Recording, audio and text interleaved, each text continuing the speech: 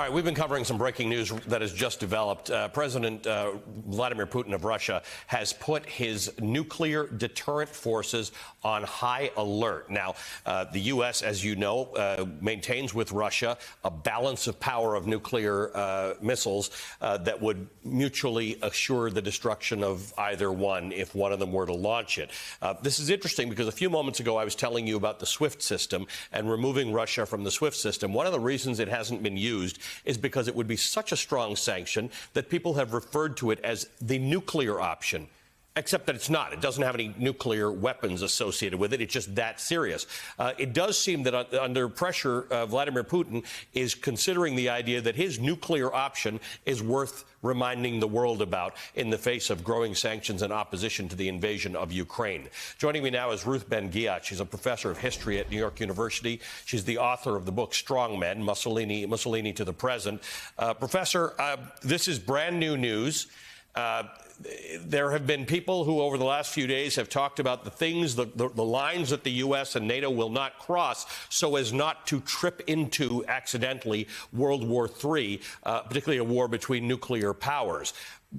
Vladimir Putin mentioned his nuclear arsenal the other day in declaring the invasion of Ukraine, which surprised some people. And now he has done something in which he said, we're putting them on high alert. What do you make of this news?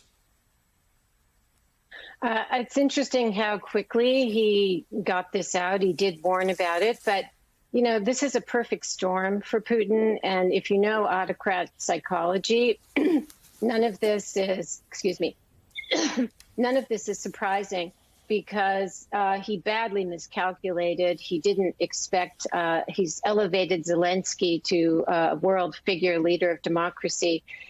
He's given new prestige and resolve to NATO. And two words, Ali, elite defection. So his oligarchs have started to speak out against him, Abramovich and Friedman. And this is a huge deal. Those people are just as transactional as he is.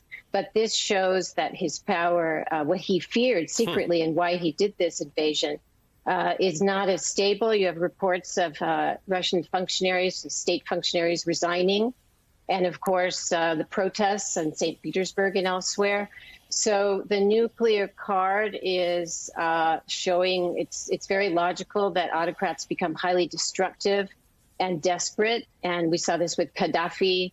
But I think that there might be some intervention at the highest level if this nuclear posturing goes on.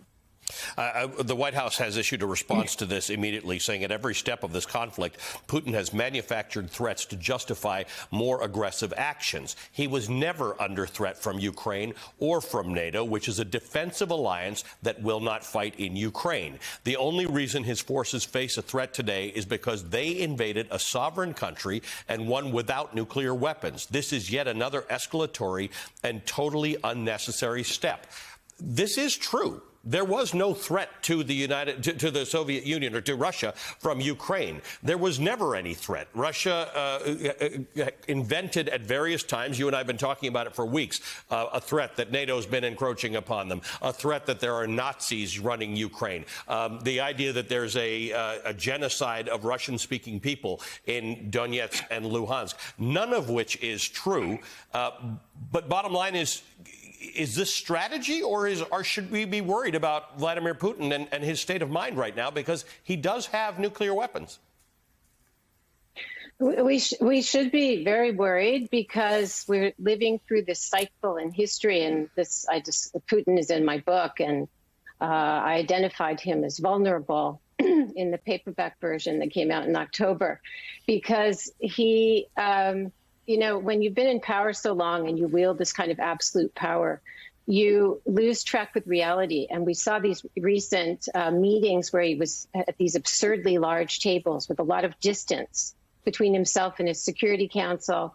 And this showed me he was very isolated, perhaps not getting good intelligence. Nobody wants to, to say things he doesn't want to hear. And this is an autocrat syndrome. And it's then that they do these things out of vanity, out of, delusions of grandeur. And this is what Ukraine was. But then if it backfires, the worst thing for an autocrat is to be humiliated. And between the response of the economic sanctions, there are things directed at Putin personally. All of these are lived as humiliations. And so they get into a very bad state of mind.